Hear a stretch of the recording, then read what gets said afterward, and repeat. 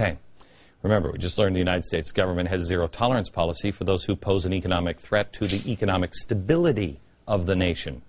They just busted the guy printing up his own coins. Yet here he is stating in an open conference that unions are almost dead, as are community organizations, and they therefore must destabilize those in power, the banks. He's now going to outline a plan on how to collapse our government and our nation's financial system. For example, 10% of homeowners, going back to where you started, who are a quarter of all people who own a home are underwater, right? Their home is worth, they're paying more for it than it's worth. 10% of those people are now in strategic default, meaning they're refusing to pay, but they're staying in their home. That's totally spontaneous, right? They figured out it takes a year to kick me out of my home because more foreclosures backed up. I'm going to stay, I won't pay. It's just what business does. It's a good business decision. If you could double that number, you would put banks on the edge of insolvency again. What would happen if we could organize homeowners en masse to do a mortgage strike? To say, if we get 500,000 people to agree, we'll agree we won't pay our mortgages. It would literally cause a new financial crisis for the banks, not for us. We would be doing quite well because we wouldn't be paying. Okay. Using mass mortgage strike, and he also goes into student loans, he hopes to create a new financial crisis. Think of this.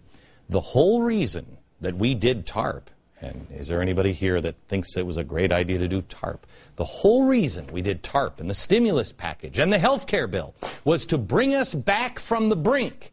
And here he is, a man who has been to the White House, who is now detailing, we haven't gotten to it yet, a plan to push our financial institutions back to the brink. So every dollar that we have given, every dollar that has been given to the government, every dollar that has been given to banks and institutions through TARP will be wasted. Now, this is not just a pie in the sky thinking, hey, maybe somebody would try that sometime. No. Listen carefully because he talks about, he's not going to give a lot of details because he's afraid there might be police in the audience. There wasn't. We might have been there. It's in the planning phase, and I believe it's deeper than that. I want you to listen to, I think uncut, it's like 25 minutes. You have to hear the entire tape at glennbeck.com. Your hair will fall out. Listen to his strategy now. The folks that control this country care about one thing: how the stock market does, how the bond market does, and what the bonuses is. So I think we need to have a very simple strategy. How do we bring down the stock market? How do we bring down their bonuses? How do we interfere with their ability to be rich? And if we don't do, and that means we have to politically isolate them, economically isolate them, and disrupt them. Okay, here he is beginning to conspire to bring down the stock market. But he needs a villain for the story. Well, they just picked one. Play the tape. A bunch of us around the country think about who would be a really good company to hate. We decided that would be J.P. Morgan Chase, based here in New York. So what we're looking at is in the first week of May, can we get enough people together, we're starting now, to really have a week of action in New York with a goal of vote. I don't want to give any details because I don't know which police agents are in the room, but the goal would be that we would roll out in New York the first week in May. Okay, when you listen to the whole thing, I'm telling you, it's much worse than this. So here are the facts. We have an influential labor leader with ties. He may still be working at SEIU. We cannot get SEIU to verify. We think he's no longer with them. Ties to SEIU. He has had at least 4 White House visits. Stephen Lerner has. We're assuming it's the same guy. We cannot get anyone at the White House to verify either today. Visits to the U.S. Treasury. We have one in December of 2010. He met with Elizabeth Warren. Remember, she takes care of all the little banks. Visits to the U.S. Treasury. This has been verified. They're targeting J.P. Morgan Chase. They want to disrupt New York City. And you will see on the tape, the whole tape, that he talks about 10 other states as well. He wants to create a mortgage strike.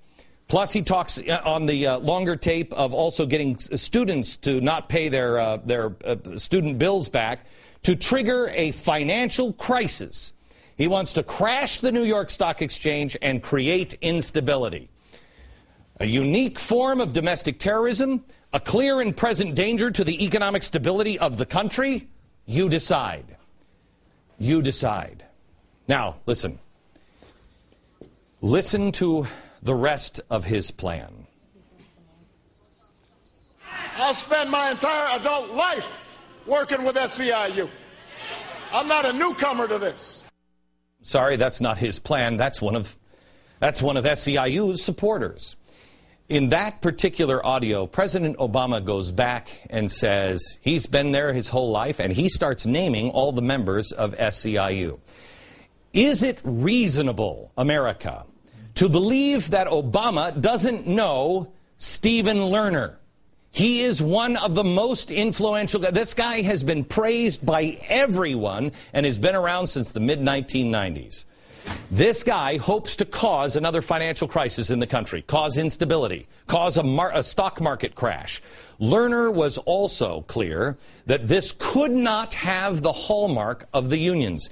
It could not be known as a union deal because it would cause too many problems and people would know. It had to be grassroots. Listen. Labor can't lead it. We're a critical part of it. We do have money. We have millions of members who are furious. But I don't think this kind of movement can happen unless actually community groups and other actors take the lead.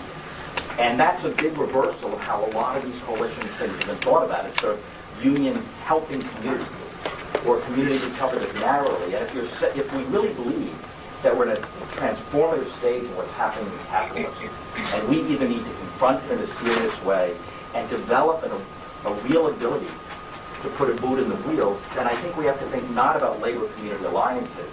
We have to think about how together we're building something that really has the capacity to disrupt how the system operates. Anybody know what sabotage means? You do? What does it mean? Anybody know the root of the word, where it came from? Yes, Jim in the back. The wooden shoes being thrown into the automated equipment in Holland. Exactly right. Wooden shoes. You hear what he said? Put a boot or a shoe into the wheel. That is the literal definition of sabotage. I told you on many episodes that this was happening. They would say, there's no proof. I would quote them. I'd show them. I told you that you were going to be used as a pawn, and you had to be careful. Well, I have news for you. This is happening. We have evidence. We have dates, and you are being used as a pawn. When we come back, I want to talk to union members and the rest of the country because there is a solution. You need an action plan. That's why I called you the real police.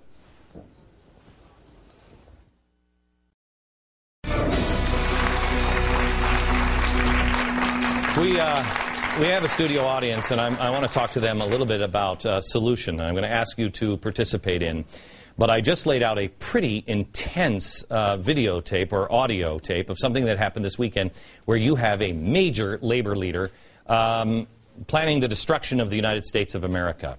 It is economic terrorism. The DOJ has not responded yet. Now, I want you to know that when you go and you listen to the full tape, there are going to be many Americans that say, yeah, the banks have screwed us.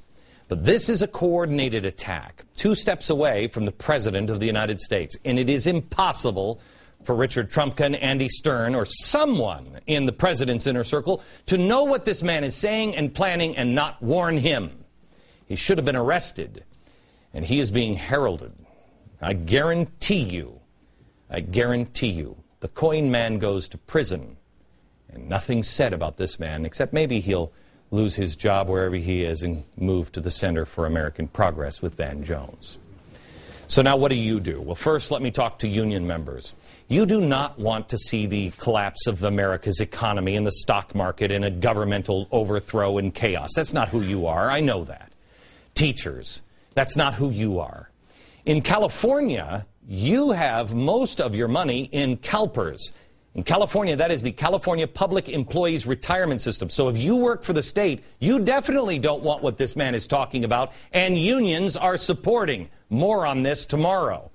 Because your 401k, your retirement, is invested in the stock market. If it tanks, you lose. We all lose. Benjamin Netanyahu said there is a direct link between Islamic terrorism and leftist. He's right. They both want to destroy the Western way of life, and they'll do anything. Again, this is not the average union member. But let me talk to the average union member and give the same speech that you gave every Muslim in America after 9/11. Where are you? Where are the moderates? This evil must be rooted out from the inside. You must stand in your own union.